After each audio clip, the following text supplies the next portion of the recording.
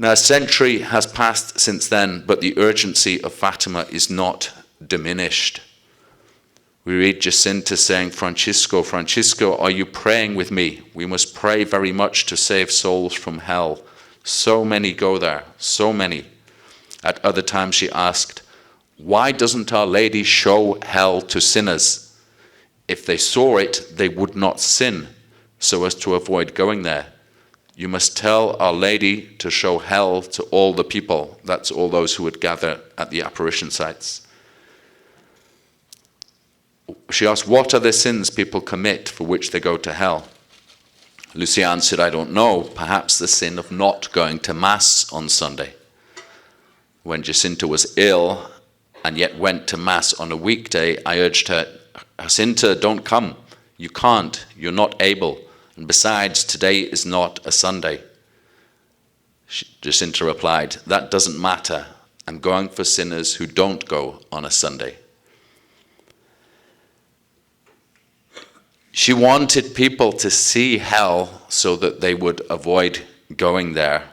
And that, I think, is why God is allowing the world now to fall into a hellscape, to warn us of the consequences of godlessness.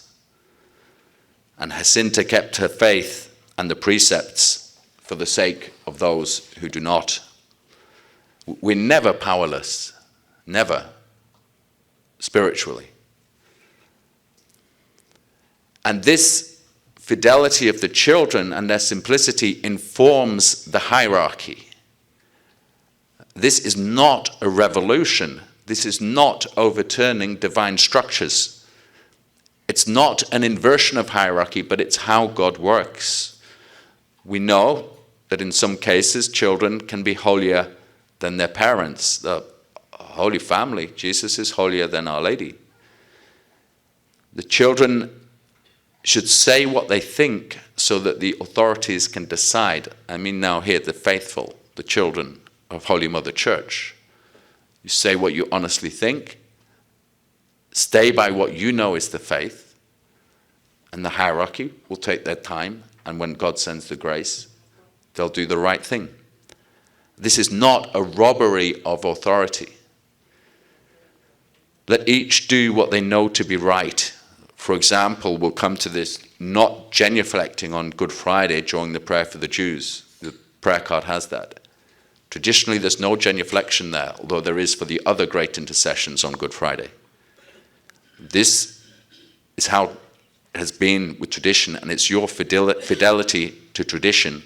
It's up to the hierarchy to listen and understand and act accordingly.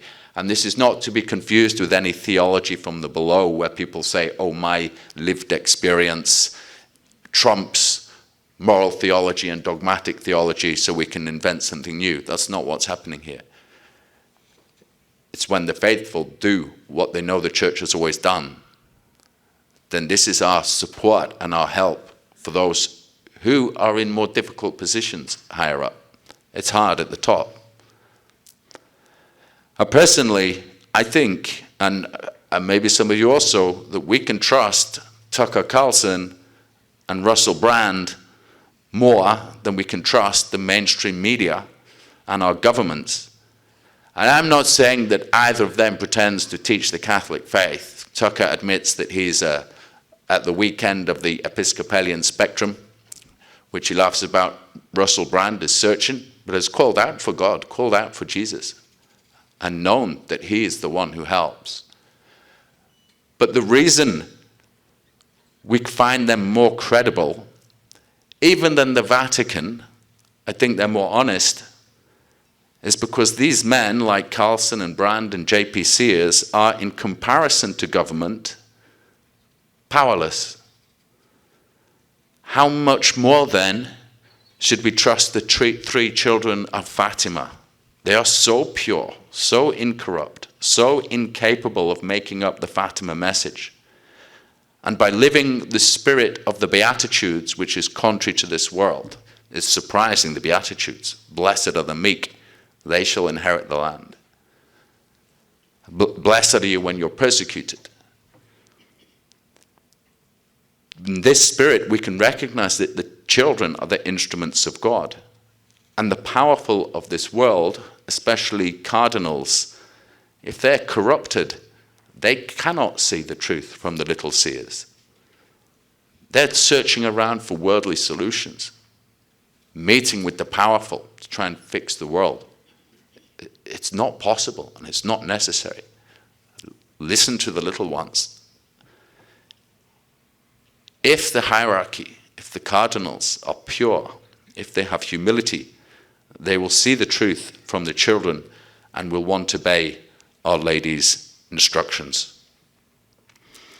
So we'll come to the consecration of Russia and then some reflections on restoring the Mass that these little saints were familiar with.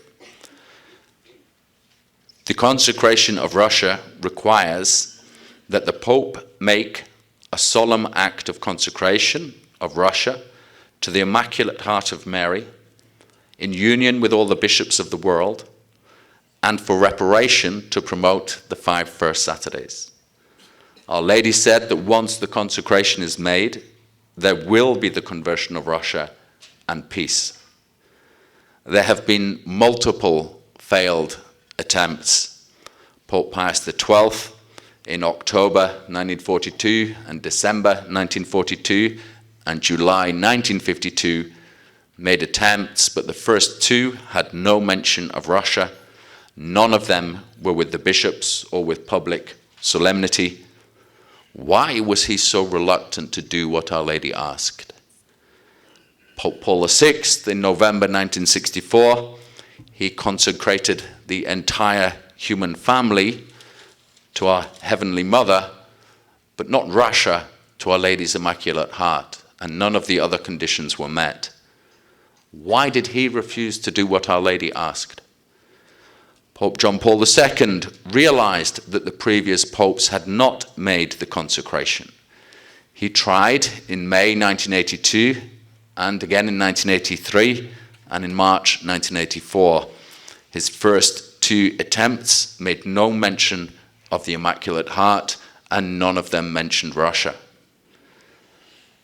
None of these 7 attempts called for suitable acts of reparation or promoted the 5 first Saturdays.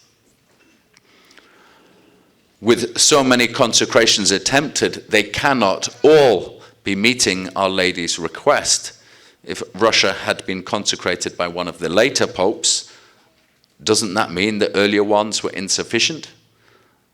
But if one of the earlier ones had been a true attempt, then for what purpose were the later ones? What then shall we make about Francis's attempt in March 2022?